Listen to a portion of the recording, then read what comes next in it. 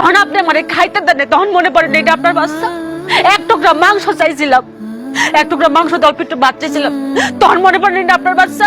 মাংস ভাত একটু ঝোল চাইছিলাম, মাংসের ঝোল দিয়ে ভাত দেন, তখন মনে পড়ে এটা আপনার বাচ্চা। চুরির অপবাদ মানে গর্তে বাই করে দিছেন, তখন মনে পড়ে না এটা আপনার বাচ্চা। সোনার বাড়িতে কেন আইছে? সোনার বাচ্চা আপনার বাচ্চা কেমনে হয়? আমি জানি আমি অন্যায় করছি, পাপ করছি, পাপের শাস্তি আল্লাহ আমার দিছে। আমি এখন নিঃস্ব, আমি শূন্য হাতে তোমার কাছে আইছি। তুমি তুমি আমার মাফ করে দাও।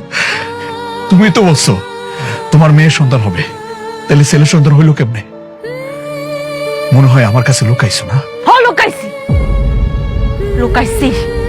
ডাক্তার যখন কইছিল যে আপনার ছেলে বাচ্চা হইব, তখন মাথায় ভাবছিলাম যে এটা আমি পরে কম। আমার শাশুড়ি আমার স্বামীর আমি চমকাই দেবো, যখন আমার ছেলে বাচ্চা হইব তার মুখটা দেখে তারা চমকাই যাবো। আমি চমকাই গেছি, আপনারা চমকাইতে যায়। যেই শুনলেন আমার মেয়ে বাবু হইব, তখনই আপনাদের রূপ চেঞ্জ হয়ে গেল, আপনাদের আচরণ চেঞ্জ হয়ে গেল। কি করছে আচরণ, কি বিভৎস চেহারা! মেয়েদের প্রতি এত ঘৃণা কিসের আপনাদের? শুধু আপনি না, পৃথিবীর হাজার হাজার পরিবার, হাজার হাজার স্বামী, পিতা শুনলে মেয়ে সন্তান হওয়ার শুনলে তাদের চেহারা চেঞ্জ হয়, তার আচরণ চেঞ্জ হয়ে যায়। কেন? মেয়ে হওয়া কি অভিশাপ? মেয়ে হওয়া কি পাপ, অন্যায়? আপনি যে পৃথিবীতে দাঁড়ায় রয়েছেন না আছেন জীবিত, কার জন্য?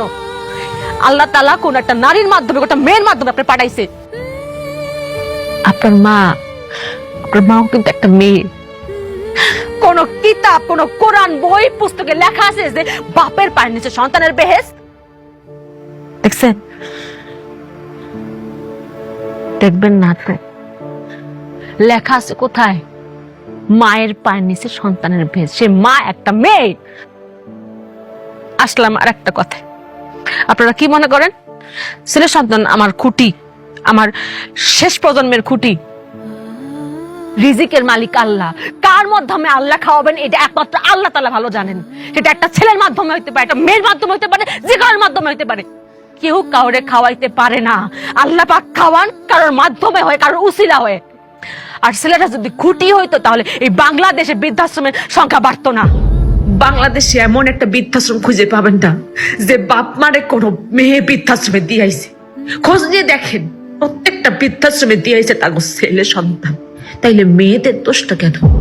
আপনাদের আরেকটা ভুল ধারণা যে ভবিষ্যতের মুখ উজ্জ্বল করবো আবার পোলা। খালি কি পোলারাই করে? মেয়েরা করে না? পৃথিবীর কোন কাজে কোন জায়গা মেয়েরা নাই, কোন জায়গা মেয়েরা পিছিয়ে আছে কোন তো? ডাক্তার, ইঞ্জিনিয়ার, পাইলট কোন জায়গা নাই? আরেকটা কথা তো আমরা সবাই জানি যে আল্লাহ পাক যখন খুশি হন তখন তার ঘরে মেয়ে সন্তান দেন, আর যারে খুশি করতে চান তার ঘরে ছেলে সন্তান দেন। আর বিয়ে করার সময় না একটা সুন্দর মেয়েই আপনারা খোঁজেন। এখন আপনাদের কই? আপনারা এদিকে আসেন।